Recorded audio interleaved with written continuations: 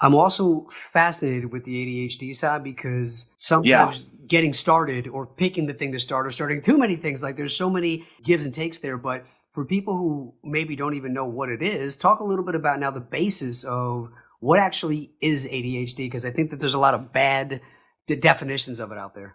Yeah, so it used to be ADD, and then they changed it to add in hyperactivity. And so there's three different types. There's the traditional ADD, there's hyperactivity, and then there's both together.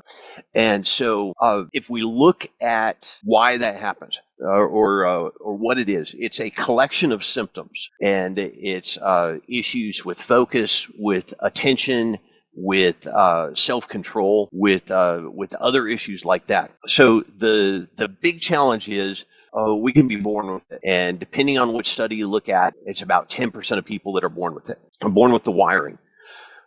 That wiring can either be a superpower or be considered a disorder. The exact same things that cause problems in classroom settings and office environments are assets in high stakes situations, in sales, in entrepreneurship, in other things. The difference between whether it's an asset or a superpower or a struggle is, again, which part of the brain's in control.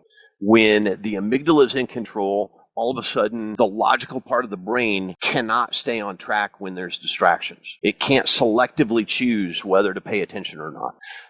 And reactivity increases, impulsiveness increases in dangerous ways. The ability to assess risk drops off, and we get all of the problems that are associated with ADHD. But you switch the control from the emotional reactive centers to the logical rational parts of the brain, and now all of a sudden we're able to do things that a regular mind can't do. It is definitely both a blessing and it has the potential to be a disorder. Now, it's really interesting when you start looking at the other causes of those symptoms that cause people to be labeled as ADHD. Head trauma is one of the big ones.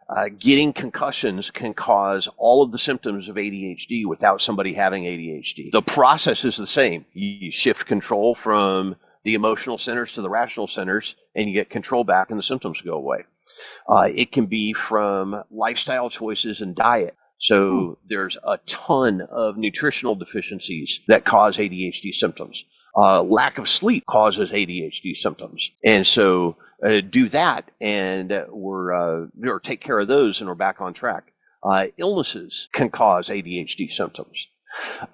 People voluntarily medicate or they basically fake ADHD symptoms so that they can get medicated for performance. This is really common in Silicon Valley, where the tech crowd wants Ritalin.